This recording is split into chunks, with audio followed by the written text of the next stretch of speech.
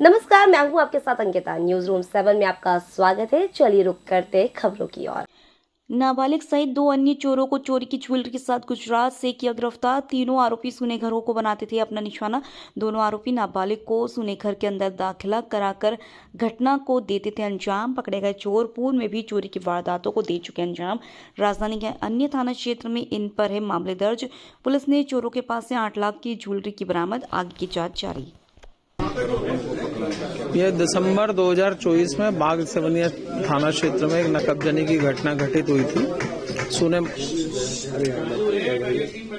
सोने मकान का ताला तोड़कर कुछ माल चोरी गया था, जिसमें एक सोने के हार में कुछ डायमंड्स लगे हुए थे, टॉप्स थी वगैरह वगैरह। कुल मशरू का लगभग 5-7-8 लाख रुपए का था। तो उसको हम लोग कंटिन्यू कर रहे थे, बहुत दिन से टीम लगी हुई थी। तो टेक्निकल एविडेंसेस की मदद से एक नाम, 2 चेहरे उसमें कुछ पहचान में आए, जिनके प्रीवियस रिकॉर्ड भी था।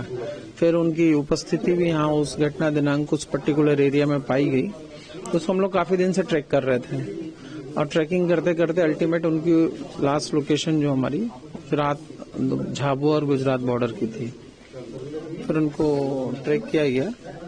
तो उसमें एक तो दिलीप भूरिया है और एक रवि मावी है। दिलीप भूरिया यहाँ का पुराना हबीबगंज थाना क्षेत्र का पुराना नकबजन है, और करीब 8 अपराध हैं उसके।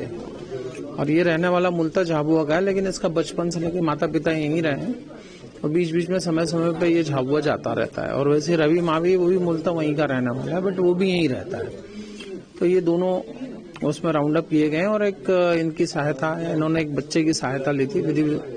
चूंकि माइनर है तो विधि विरोधी बालक है। ऐसे मिला के इन 3 लोगों के द्वारा एक कृत्य किया गया था, जिसमें भी आपने देखा है कि मशरू का करीब बरामद हुआ है 8 लाख रुपए का। और एक जो घटना में इन्होंने जिस डियो मोटरसाइकिल स्कूटी से इन्होंने जो रेकी वेकी करी थी, उसमें वो गाड़ी भी बरामद करी है। तो प्रोफेशनल है या डेफिनेटली पुराने अगर 7-8 अपराध है तो प्रोफेशनल ही है। No one is one timer. माल बेचने की अभी तक कहानी ये तो इस बार ठिकाने लगा नहीं पाया, नहीं तो कभी चोर ओरिजिनल माल लेके थोड़ी आता है। माल बिक नहीं पाया, बट अभी हम लोग उसको पीआर पर लेंगे। देखिए, अगर वो चोरी करता है, माल नहीं बिकेगा तो चोरी नहीं होगी, तो माल खरीदने वाले भी हमारे अपने आदमी होंगे, सिस्टम में ही है।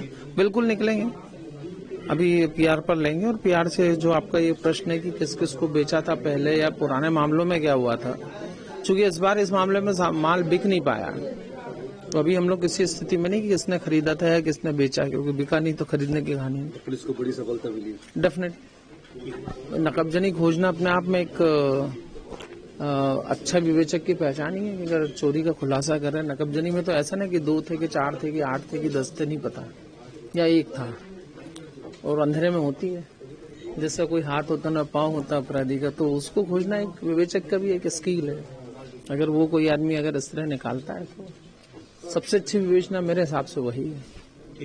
फिलहाल इस बुलेटिन में इतना ही। आप बने रहिए न्यूज रूम 7 के साथ। नमस्कार।